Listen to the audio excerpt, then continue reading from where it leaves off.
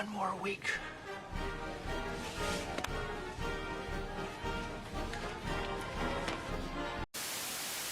Hello there everyone, welcome back to the FMF Rat YouTube channel. Today we're going to be going over part 102, well, to be specific, the latter half. In the last video we talked about 102 but only the history section, the traditions and rank structure. It just didn't feel right to include it at the end of like a 3-hour almost long video where you were already half asleep, so I figured it would be better to separate into a second video. Like I said, this section is going to be covering the traditions and rank structure. A lot of this stuff, for the most part, either A, you've been in for a while and you've seen these things, so it's going to be super easy to remember, or B, you're going to see these like even within the first couple months of you being at a command. And that's really how you're going to remember these things. Even the coming on and off of a ship, or when you guys were at Corps School, when you saluted the ensign and all that stuff, it's the same thing, believe it or not. There's a reason why we do it. So this section is actually going to go by pretty fast. All I'm going to really do is give you some things I want you to remember, a few more interesting facts, and just a few little like pearls for you guys to take out there. But anyways, let's get to studying.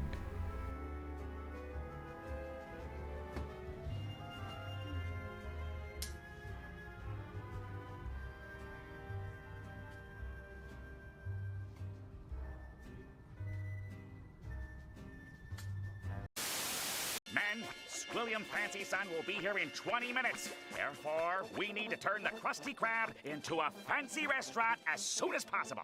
Patrick, what are you doing here? I thought the Corps would help me straighten out my life, sir! The Corps? What the... Pat, this isn't the... Oh. Well, beggars can't be choosers. Alright, jumping right in, we go to the first custom tradition, 102.2, and that here says promotions and re-enlistments, though really it's promotions, re-enlistments, and awards.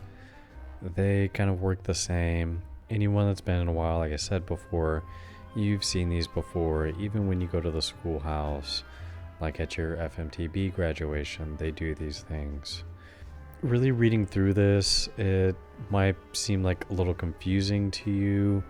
It'll make a lot more sense when you actually see someone do it. Basically, you have whatever Marine that's going to be awarded. Sometimes people think like this is a surprise thing. Like, no, you're always identified beforehand, and typically they're going to run you through this ceremony like beforehand so you understand what to do. And you're going to be standing at the back if you're the one to be awarded, whether it's awarded, promoted, re-enlisted, whatever. Then you're going to march or walk smartly off the side of the formation. Sometimes these can be more formal, sometimes they are less formal. In less formal ones, you may just walk on the side of the formation. More formal ones, especially when there's a whole detail, a bunch of people that are getting awards or promoted, they'll have them all like march in unison to the side. You'll even have the person at the back of the detail will typically be giving some sort of cadence, and the person in the lead will call the commands. For example, like it talks about here, when you're going up in front of the formation, you're going in front of the CO. Your formation is going to kind of want to be centered on the CO. That way you can just go down the line. And the lead man is going to decide that. They'll have you like mark time where each individual kind of gonna get closely in line as they can. For this one, that's really all you really need to know about. Like, you obviously read through it. There's a lot more I didn't say here that you have to do. Seeing it will make a lot more sense, but just go through it in a way that makes sense. If someone asks us on a board, just think through the ceremonies that you've seen and then explain it. That's the best thing I can say. The next custom is something called dining in. Now, dining ins are, it dates back to around the 1950s. We say it's an old tradition, but not really. We got it from the Australian military in around the 1950s. These are somewhat popular-ish. It depends on where you're at, though. and some places you may very rarely see them.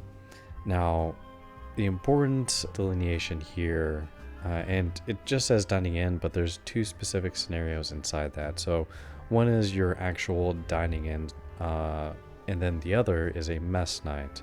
Technically, a mess night is a form of a dining in, but let's get into the differences. So a dining in, that's going to be where you can have like spouses and like guests basically come to this event. A mess night are really military members only, and it even says that here in the text. Dining ins are a bit more formal, whereas mess nights are a little bit less so. Dining ins can be a lot of fun. They still do, typically at the beginning, you're gonna have your toast. For example, that would be toasting to the Marines of World War One, toasting to the Marines of World War Two, and they'd like go through this whole long list. And dining ins aren't something specific just to the Marine Corps. They exist in the Navy too, and they do them for various reasons. It could really be whatever. Typically in the infantry, the reason we're going to do one of these, we may call it like a warrior's night, something at like the end of your like whatever training event you had, some type of big thing or something we just want to celebrate. Sometimes I've also seen like mess nights will just be for like a going away party. For example, we had one for our sergeant major, so they can be held for whatever reason. The mess nights though, those are way less formal, and you get a lot of interesting shenanigans there. Typically there would be a president and a vice president of the ceremony, and you had to address the president or vice president depending on the rules they give you, and you get to make like accusations towards like whoever. You can make towards the BAS, towards sergeant major. But typically the way it works, you'll say something along the lines of, Mr. Vice President, I have an accusation against the BAS. And then the vice president may say something like, okay, I will hear you out, but you have to say it like you're a pirate. And it's just a good, like, silly time. Typically, they always also have a grog there, which is a terrible concoction that you do not want to ever drink from. Typically speaking, when you accuse someone of some crime, their punishment is going to be however many drinks of the grog. So there's that. It doesn't really get into that here. That's just a little bit more for your own essay to know how those work. Hey, Patrick, What? I thought of something funnier than 24. Let me hear it. 25.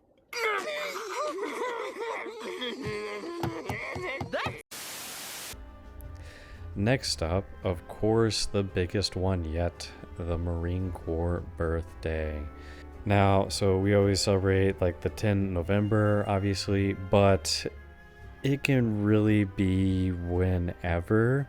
This is like when you'll have like your Marine Corps ball. Now, the birthday is specifically then, but the ball kind of like rotates depending on like your operational schedule and when you can actually have it. For example, during Korea, Chesty Puller was very adamant about still celebrating the Marine Corps birthday, and they had a special cake flown out to Korea just for that. A little fun fact for you. Now, they did celebrate on to November. It wasn't actually changed. It just happened to work out that they weren't too operationally committed at that time. But this can change depending on what operations your battalion may have.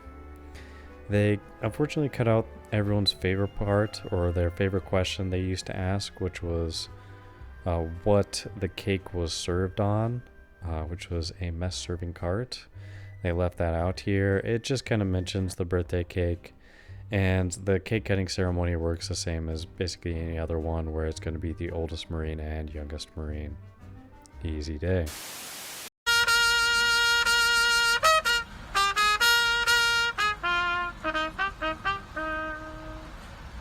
Semper Fi! Semper Fi, brothers! Sem- Do or die, motherfucker! Let's go! Let's go! The next one is a little fun ceremony that you guys may not have heard of in the Navy, and it's called a wet down. This really, and I don't think they get too specific in here, but it's really for staff NCOs. So when you pick up E6, now in the Navy we don't really have the same staff NCO delineation that the Marine Corps does, and we're kind of going to get into that when we talk about rank structure a little bit. But in the Marine Corps, when you pick up Staff Sergeant E6, that's when you become a Staff NCO. So after you pick up staff, they have a wet down ceremony. And I know there's this whole thing saying no hazing, no force to do something. I'm sure you all know about how this actually goes. And it comes from the original tradition that that you actually basically pour all of the drinks on the person, which is why it's called a wet down. They don't really include that here. They just say, since you're making more money, that's what you spend the drinks on. Which, yes, traditionally that is how it works. That the amount of like pay jump that you go, whatever that is, from E5 to E6, depending on years of service, that pay difference is going to be what you spend on drinks that then, of course, get poured onto you. And of course, no one ever does it against their will. That would never happen, of course. Next, easy one, the one you've seen a million times. Even if you've only been to Blue Side Command, you know about this, and that is hail and farewells. A lot of times they combine these together because you don't do these ceremonies very often, so they'll do a hail and farewell at the same time. I love how it says here that it's like staff NCOs and their spouses and like all this stuff. Like, no, it's really anyone. Honestly, every single one of these I've ever been to, it's actually about officers. I very rarely see one where they're actually addressing like staff NCOs. It's always about the officers. Sure, it could be. I just haven't seen it. I don't think I really need to break down hail and farewell. I think you can understand those. The last part in our customs. Now this is more of a Navy tradition. And this is, again, going to be the same thing you were familiar with that you did in Corps School. And that's, when you're boarding, leaving a vessel, it works the exact same way. So whenever the colors are up, i.e., from 08 to sunset, that's going to be when you're coming aboard, first thing you're going to do is you're going to salute the ensign, and then you're going to turn to whoever is standing watch. Here it says the OD, but whoever's standing watch, you show them your CAC, you salute and request to come aboard. And they give you permission to come aboard, easy day. And then it works exactly reverse when you're leaving the ship. When the colors are not up, i.e. from sunset to 08, that's when you're not going to salute the ensign because, it's not there. Now, sometimes I will say with this one, for you guys getting ready for deployment that may have never actually been on a ship, sometimes the colors can be kind of hard to know, or especially if you're, let's say, inebriated slightly coming back, which of course would never happen. You may forget which way of the ship you have to face. If you ever forget, just look at the way everyone else is facing. It's pretty easy. And also, don't be the one that's also too drunk, because more than likely if you're drunk, it's probably night and there's actually no colors up, so you don't have to do it. Come on, we gotta go!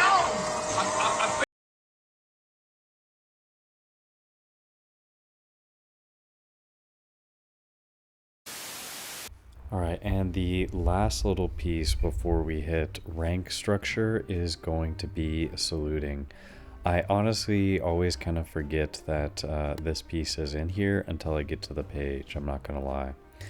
It really is kind of a tradition and custom, but it's like a bit weird, like some of the stuff is common sense, but let's kind of go through this. Now, with saluting, the general rule of thumb is between 6 but no more than 30 paces. I say general rule of thumb, but realistically, if you could talk to them, that's like when you're going to salute, because you're always going to salute them and give them the proper greeting of the day, which is like good morning with their rank or whatever. Now, the one thing that's a bit tricky in the Marine Corps, of course, like we'll talk about with rank, is it can be kind of hard to always identify the rank, especially from a distance. So a lot of times, especially around here, instead of just saying like good morning, people will just say Ra, and they won't even be like Ra sir, it'll just be like Ra, and Most of the time it's accepted. You ideally should put the rank behind it, but most people aren't going to care too much, just as long as you're being polite. The other thing is to make sure you look at them, like when you're saluting them, you're not just like standing at attention or like looking at attention, looking straight ahead like some goober. You're gonna like look at them and salute. This is kind of like basic Navy stuff that you should know anyways. The other important little thing that some people sometimes forget is when you salute them, you wait until the senior drops their salute and then you can drop yours. The other little piece that includes here, which is just kind of common courtesy, is not to interrupt a conversation. It's just like, you see someone walking by, maybe if they're just having a brief conversation, you can like salute, but you're not gonna interrupt like people are just like staying there having a conversation. Now, with a group, it gets a bit weird, and that's what it talks about here, where like if you're just a gaggle, not a formation, you're all just basically kind of salute. Typically, the most senior person kind of like starts, but it's really who's ever walking. Now, formation, OB, whoever's leading that formation will actually salute for the group. The other part that's kind of weird is when you're walking by an officer, and that's where you do the whole "by your leave, sir." That is a weird old tradition. You don't really often get into those situations, and really the only way you get in this situation or even know that you're passing by an officer is because you already know that person. Like, you're not going to really be able to tell who is an officer or not just from walking behind them, because the shiny part is on their collar, which is in front of them. The thing that anyone's really going to ask about from this, maybe on a final board they'll ask like some of those easy questions, which you should probably already know those previous things, but it would be the when not to salute. Those are kind of like some of the weird parts. Obviously, like indoors you're not going to salute because you're not going to really be covered. In like PT formations, it doesn't say PT formation, but you're uncovered during PT, so you don't. Now in the Army they do, because the Army are a bunch of weirdos, but that's a story for another day. The other part, and it says like, a prisoner or guiding prisoners, it's really like when you're working, like kind of like that's when you're not gonna salute. I'm not saying like when you're at work, at the BAS, like I'm saying like you're actively doing something, like they say under battle condition, like you're in the field, you're, guarding a prisoner. It just doesn't really make sense at that point. And they also say like, part of working details, so like along the same idea there. Crowded gatherings, it's just like, that's just kind of like one of those, we'll say like MET-T dependent, which we'll talk about MET-T at some point, but it basically like depends. Like if it's super busy, you're not going to salute an officer because it's just a hassle. Like if you're in like New York style traffic, you're not going to salute someone because it's just a hassle to do it. Then the last two are kind of last three are kind of the funnier ones. Obviously, if you're doing something at work, where you like again, we said your working party, you can't really like salute. So if you're holding things, you can't do that. But the last two are the funny ones, which is when your blouse is unbuttoned, which, why would you be wearing a cover when your blouse is unbuttoned? I can't see that scenario really. And then with a smoking device in your hand. It's always the funny one that a lot of people always forget. So a lot of people love to ask that one on the board. Good morning, devil dogs. Arr, arr, arr. Yeah. Woo! Let's all get our asses up and get motivated. It's a Monday morning. A new week is starting out. Let's start it off right with some good motivation. Arr, arr. Now on to the final part of this chapter, as well as what I think is really kind of the easiest part. Now this piece, it makes more sense when you get more experience and when you're around the Marines more, because you're just going to see these ranks. Unfortunately, other people that are like in MLG at your dental battalions, for example, they don't really get to interact with the Marines as much. So I feel bad for you guys, because this is a bit of an uphill battle because you don't work with them every single day. But jumping right into the rank structure, the first piece is obviously private, the one rank that anyone inside or outside of the military knows. It's the easiest one, so it is the first one. And then you get the weird part where you have private first class. Now, The first class part is a bit of an old rank. We still use the private first class, but you'll see in the armies they still have a sergeant first class. This used to be for almost all the ranks, and it kind of came and went with popularity. You'll still see the Air Force using some of these like weird antiquated ranks like technical sergeants as well. Those are holdovers from a different time. After private first class, that's when you have lance corporal. Now, the one joke they always have in the Marine Corps is that when you pick up lance corporal, it's kind of the worst pickup. It's almost like a demotion, because that's the point where they just kind of expect you to be doing bad things. Hence the term lance corporal-esque activities.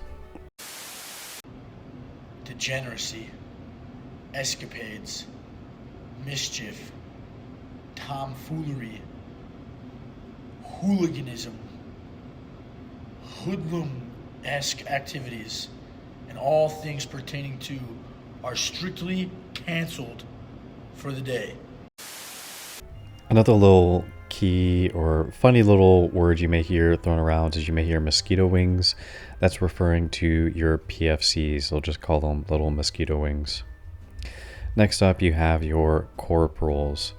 And this is your first NCO rank. NCO, if you're not familiar, since we don't really use it too much in the Navy, it means non-commissioned officer.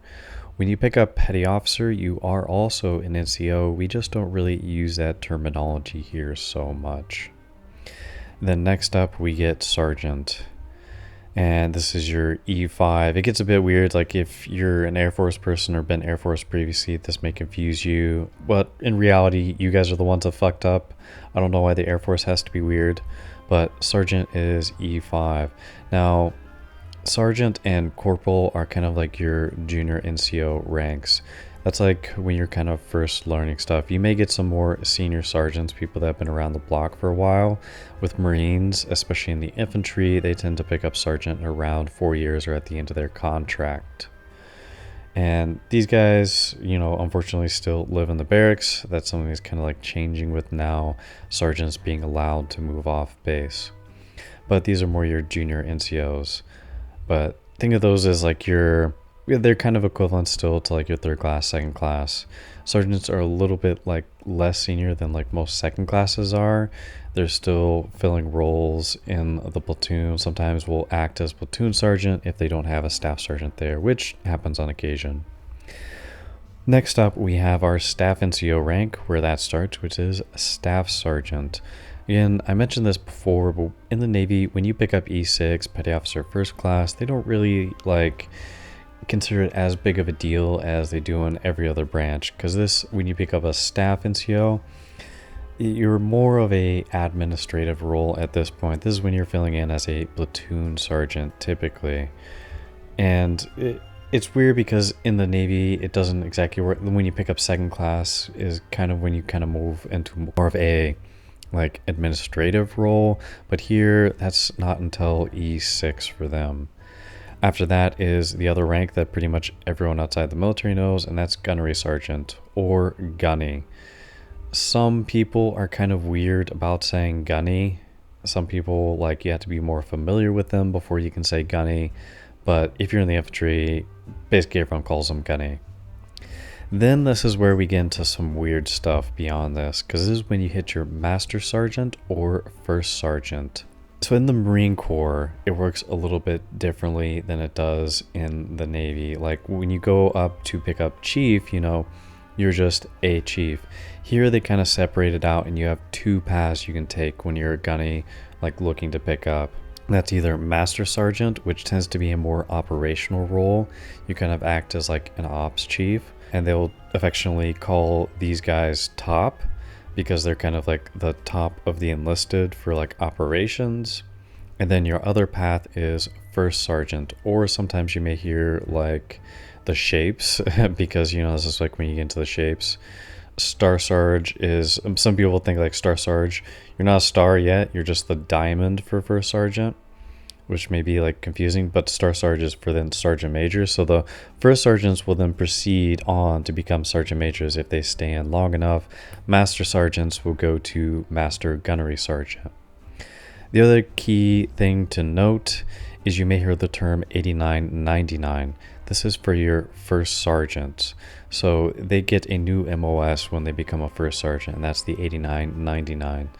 The first sergeants, they care more about like orders and regulations, whereas your master sergeant or top cares more about the actual functional operations. And there's actually very few like master sergeants and way less master gunnery sergeants. So they're kind of few and far between, but the first sergeants, they're going to be the ones that, are yelling at you about mustaches. Proceeding on, like I mentioned, the Master Gunnery Sergeant. So after Master Sergeant, you pick up Master Gunnery Sergeant. These are pretty rare. You may have like one in your battalion. They may just call these guys Master Guns. This is after you've been a company Master Sergeant for a while. That's when you go to pick up Master Gunnery Sergeant, where you'll be the Master Guns for a battalion. And again, this is more of a operational side. A lot of these people that go Master Sergeant, Master Gunnery Sergeant are the people that will go on to be your battalion gunners, which is like the warrant officer ranks in the infantry. Continuing on, like I mentioned, the Star Sarge, which is the Sergeant Major. That's the next step up for the 8999s of our first sergeants. And obviously these are more rare because you just have like one per battalion. Then when we move past that, you have something similar where we have the MCPON, Master Chief Petty Officer of the Navy, and then obviously you have the Sergeant Major of the Marine Corps. So after Sergeant Major, you have to like go through bills of holding like Sergeant Major Regiment, Division, so forth, and then eventually you can make it to Sergeant Major of the Marine Corps. And this is a very exclusive rank. You should all know who the Sergeant Major of the Marine Corps is. That kind of ends our enlisted ranks. The next up are our CHIWOs, or warrant officers. So you have Warrant Officer 1, Chief Warrant Officer 2, Chief Warrant Officer 3, Chief Warrant Officer 4, 5, blah, blah. These, you're not really going to encounter them a whole lot unless you're interacting with your battalion's gunner, at least if you're in the infantry. If you're in more technical fields, like in aviation, you may see more of these because this is a technical billet. So the battalion gunner, that is a specialized course they go to basically be, or at least what they say is an expert in the infantry. So theoretically, they know everything about the infantry and are the master enabler for them. So they know everything in order to get ranges and all that stuff done. With the rank identification for these, it's a little bit weird. Just remember, gold always becomes before silver, where you have the 1 bar, 2 bar, and then you go to the silver, 1 bar, 2 bar, and then you have the 2 vertical for them. These you're just going to have to familiarize yourself with what they look like. It's a bit weird there. When you get on to the officer ranks, this matches the same way it does with the Army, that you have second lieutenant, then first lieutenant, captain, major, lieutenant colonel, and colonel. And it works the same way. Gold always comes before a silver, so remember a second lieutenant, that's your butter bar, or the single gold bar. The first lieutenant, that's your single silver bar. And then the captain, that's when you hit your railroad tracks, or 2 bars. The lieutenant colonel and major, a lot of people get these mixed up. Just remember, lieutenant colonel is like right before, because like lieutenant colonel, and then you're missing that one rank, which is major. I don't know if that's the best way to describe it, but that's the way I always think of it, is it's like the one in between captain and lieutenant colonel. And gold always comes before silver. So it's like the gold oak leaf is your major, and then your silver oak leaf, that is your lieutenant colonel. Or sometimes you may hear light colonel. That's a bit of an old term. We don't use it as much. And then you get to colonel. Beyond that, that's when we hit our general ranks. And I'm sure you all got taught the little ditty back at FMTB, which is Be My Little General. I'm not a big fan of ditties, but this is one that I actually use because the general ranks get kind of weird. And these are pretty easy to remember because they're just the stars. Now, I kind of skipped over talking about what the ranks look like for the enlisted. Now, privates, that's your guys in boot camp, so they don't really have anything because they're not really a Marine yet, so they're just a private. By the time you finish, most people have already picked up PFC, or Private First Class, which is your first chevron. And then once you go up from there, the lance corporals, that's when you get the crossed rifles beneath. And then you just kind of keep going up with chevrons. You hit sergeant with 3. And then you have the rocker beneath staff sergeant. Obviously 2 then with gunny because it just keeps going up. And then master sergeant, the one which is more of a operational side. You still have the crossed rifles. Think about it this way, because your master sergeants are still in with the infantry, so they're still doing infantry stuff, so they still have their rifles. First sergeants, the 8999s, they care more of our regulations, that's why they get our little diamond. Then our master gunnery sergeants, again, these are our operational guys, so it's a bomb bursting. You may hear them called pineapple. It's not what it is. I know it may look like it, but it's actually a bomb bursting. And think, master gunnery sergeant, because they're still operational, they have the bombs because they're still doing infantry stuff. Sergeant major, because you're a command build, you have the star. And then sergeant major of the Marine Corps, he has the EJA with the 2 little stars beside it.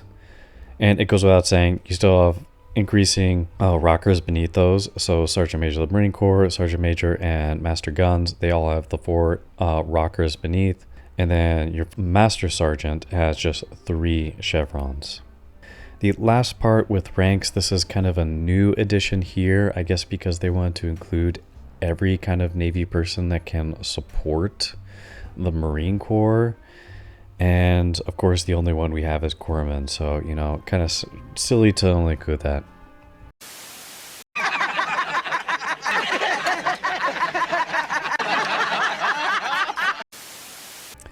I know, silly joke, but yes, there are more rates that support the Marine Corps.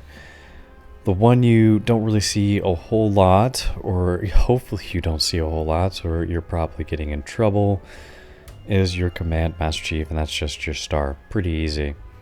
ISs, or your Intelligence Specialists, you don't really see these much, at least not an infantry battalion. We already have an S2 or Intelligence inside the Marine Corps, so we don't really need ISs. LSs, these guys, now they do have some LSs around. Typically these guys are attached to your actual MU. Before we get into structure later, that'll be in the next chapter, the MU actually does have its own command element, and they will have an LS there that facilitates some of that stuff on the Navy side, because they have some more stuff they have to do there.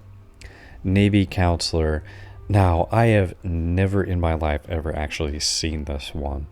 Typically, your Navy Counselor, like, you'll have a corpsman that's actually filling that. You don't actually... I've never seen them, so I'm just going to skip past that. I've never even seen that. You do get, like, when you become a CPPA, an NEC, but I've never actually seen that symbol before. Your Navy Divers, they can get attached to typically MARSOC. Unless you're with them, you're not going to see them. And then your SOIDCs do also go to dive school, but typically go to the Marine Corps Combatant Dive, not the Navy one. But that's a whole nother can of worms we're not going to open right now. The next one, which is everyone's favorite to deal with, and that is our PSs. If you're new to the Navy, you may not be very familiar with these guys. These are your admin people. They kind of take care of making sure your pay is all good to go. Typically within your command, you'll have a CPPA, which is a corpsman that got the NEC to kind of facilitate with some of this. And then you have a PS that does it for like the entire division. And these are your admin people. Just think about it that way. RPs, your religious program specialists. Still to this day, I don't really know what they do. Technically, their job is just to help the chaplain or to defend him in combat. I haven't really seen them do a whole lot more other than book appointments for chaps. Then our last one they include here are yeomans. Again, technically I guess they could be attached with the Marines to help the Navy side, but I have never seen a yeoman ever on the Navy side. These are also kind of your admin people, but I'm gonna be honest, this is kind of a blind spot for me. Don't really interact with these people a whole lot. The only ones I ever interact with are the PSs, so can't really speak to them. I've never seen one green side, but I guess theoretically they could be with us. From the halls of Montezuma to the shores of Tripoli, we find our country